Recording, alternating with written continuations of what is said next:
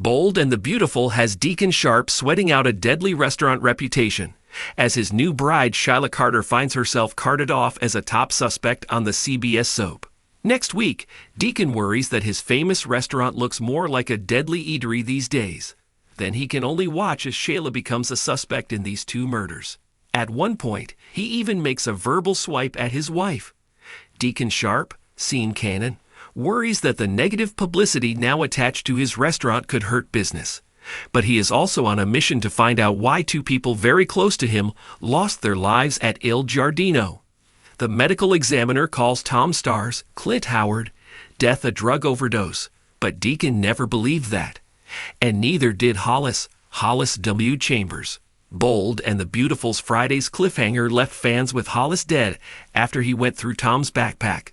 Whatever he found, someone wanted to keep it a secret, which cost Hollis his life. But this week, the number one suspect in Hollis' murder is Sheila Carter, Kimberlyn Brown. Bold and the Beautiful has LA's top cop on the case this week as Lieutenant Bradley Baker. Dan Martin investigates the death of Hollis. Then he discovers a piece of evidence goes missing. With Sheila Carter's history, she immediately jumps to the top of his list of suspects. So Deacon Sharp's bride is carted off for questioning as his restaurant hits the headlines for 2 deaths occurring on the premises. Sheila Carter dropped enough hints last week to suggest she had a part in this. When the autopsy comes back on Hollis, it's a shocker for the doctors this week. B&B spoilers say Lee Finnegan, Naomi Matsuda, and her son Finn, Dr. John Finnegan, Tanner Novlin, become stunned when they see the results. Bold and the Beautiful spoilers indicate that Hollis' death opens up an investigation into Tom's death as well. Viewers know someone spiked Tom's drink, but Hollis may have gotten his poison differently. The same poison likely kills him. Maybe it was in the drink he was seen swigging before he encountered someone in the dark restaurant. But maybe not. Or, instead of drinking it, the poison could have been injected into him via a hypodermic needle. Sheila's Bold and the Beautiful background story includes being a nurse. So that's something else that might point to Sheila Carter as a suspect. Deacon Sharp is not a happy camper in the Bold and the Beautiful preview clip. He snaps at Sheila while expressing that 2 people have died inside his restaurant. Does he suspect his wife had a hand in this? The soap planted a couple of clues that also point to Sheila Carter as the possible culprit. When Deacon asked her why she was so late coming to bed the night Hollis died, she said she was straightening up the restaurant. Then the next morning, Sheila intervened as Deacon was about to go into the empty restaurant and make them coffee. Instead, she insisted she go. That blood-curdling scream she gave off seemed to lack emotion. Sheila's nursing skills kicked in when Tom took a nosedive to his death. She ran to give him CPR. But Sheila just stood there instead of going over to Hollis to see if he was dead or alive when she found him. Deacon beckoned her to help. That is what finally coaxed Sheila Carter to approach him. But it looked as if Sheila already knew her co-worker expired.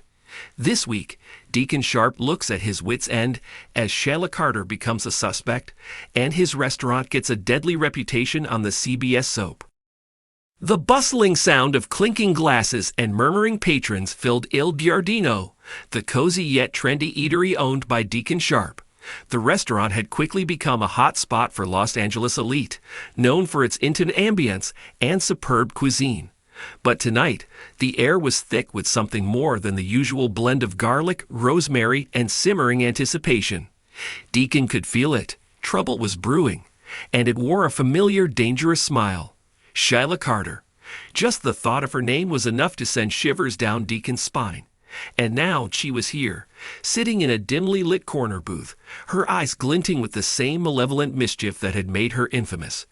Deacon had tried to keep his distance from Sheila, tried to avoid getting caught in her web of deceit and destruction. But as always, she had a way of pulling people back in, especially him. He approached her table with a mix of determination and dread. The restaurant's clientele might not recognize the terror sitting in their midst, but Deacon knew all too well what Sheila was capable of. And tonight, he was determined to confront her, even if it meant putting himself at risk. Enjoying the view, Sheila? Deacon's voice was low and tense as he slid into the seat opposite her. Sheila smiled, a slow predatory curl of her lips that made Deacon's skin crawl. Why, Deacon, what a pleasant surprise. I was just about to order dessert, but I suppose you'll have to do. Cut the crap, Sheila. Deacon leaned forward, his eyes narrowing. I know why you're here, and I'm not going to let you ruin this place. I've worked too hard to build something real, something good, and I won't let you drag it down with your poison. Sheila feigned innocence, her fingers tracing the rim of her wine glass. Ruin? Poison? Deacon, darling, you make me sound like some sort of villain. Because you are one, Deacon shot back, his voice rising. You've left a trail of destruction wherever you've gone, and now you're back to cause more trouble. But not here, not at Il Giardino. The intensity in Deacon's voice drew a few curious glances from nearby tables, but Sheila remained unfazed. She leaned back in her seat, her eyes gleaming with amusement. Relax, Deacon. I'm just here to enjoy a meal, maybe catch up with an old friend. After all, you and I go way back, don't we? Yeah, and I remember every last bit of it, Deacon retorted, including all the times you left bodies in your wake. Sheila's expression darkened, her playful demeanor slipping for just a moment. Careful, Deacon. You know I don't take kindly to threats. It's not a threat, Sheila. It's a promise. Deacon's voice was cold, his words laced with an edge of finality. I'm warning you, stay away from my restaurant, my life, and everyone I care about. You may have gotten away with your schemes before, but not this time. Sheila's eyes narrowed as she studied Deacon, weighing his resolve. There was a dangerous glint in her eyes, one that spoke of countless calculations and manipulations. For a moment, the tension between them was palpable, the air thick with the weight of unspoken threats. But then, just as quickly, Sheila's smile returned, as if she had made a decision. You've always had such fire, Deacon. It's one of the things I've always liked about you. But don't mistake that fire for something that can burn me. I've survived far worse than your little threats. Deacon stood up, his jaw clenched. We'll see about that. As he turned to leave, Sheila's voice called out after him, sweet and venomous. Oh, and Deacon, if you ever decide you want to talk, you know where to find me. Deacon didn't respond. He walked back to the bar, his mind racing. He had faced dangerous people before, but Sheila was in a league of her own. She was a master manipulator, a puppet master who could turn anyone into a pawn in her twisted game. And now she was back in his life, threatening everything he had worked for. He poured himself a drink, the amber liquid burning as it slid down his throat. What was Sheila's game this time? Was she just here to torment him, or was there something more sinister at play? Deacon knew better than to underestimate her. Whatever her plan was, it wouldn't end well for anyone caught in its path. Hours passed, and the restaurant began to empty out, the once lively chatter giving way to the quiet hum of closing time. Deacon stayed behind, his mind still swirling with thoughts of Sheila. He had to find a way to get rid of her, to protect Il Giardino and the people he cared about. But how? Sheila was like a virus. Once she was in your life, she was nearly impossible to eradicate. Suddenly, his phone buzzed on the bar. A text message. Deacon picked it up, his heart sinking as he read the words. Nice chat tonight, Deacon, but don't get too comfortable. Things are about to heat up, and you won't like the fire that's coming your way. Sheila. Deacon's hand tightened around the phone, his knuckles turning white. He had to act fast, before Sheila could make good on her threat. But what could he do? Calling the police was out of the question. Sheila was too slippery for that.